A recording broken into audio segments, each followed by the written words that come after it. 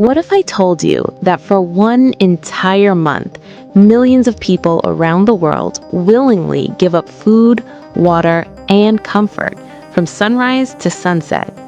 Not because they have to, but because they want to change.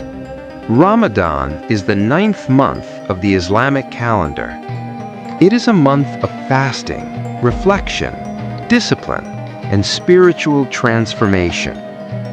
From dawn until sunset, Muslims abstain from food, drink, and negative behavior. But Ramadan is not about hunger. It is about control. It is about gratitude. It is about returning to who you were meant to be. Before sunrise, families wake up for suhoor, the pre-dawn meal. Then the fast begins.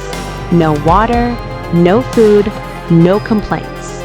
Hunger teaches patience, thirst teaches humility, and self-restraint builds strength that no gym ever could. As the sun sets, something magical happens. The first sip of water feels like a gift from heaven.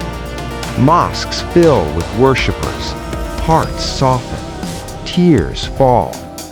Ramadan nights are not ordinary nights. They are nights of forgiveness, nights of connection, nights where people speak to God in whispers no one else hears. Ramadan is also the month of generosity. People give more in charity during this month than any other time of the year. Why? Because fasting makes you feel the hunger of others. It breaks arrogance. It increases empathy. It reminds you that everything you have is temporary. Ramadan is the month in which the Quran was revealed. Muslims aim to read it completely during this month. It is a time of deep reflection, not just reading words, but correcting character.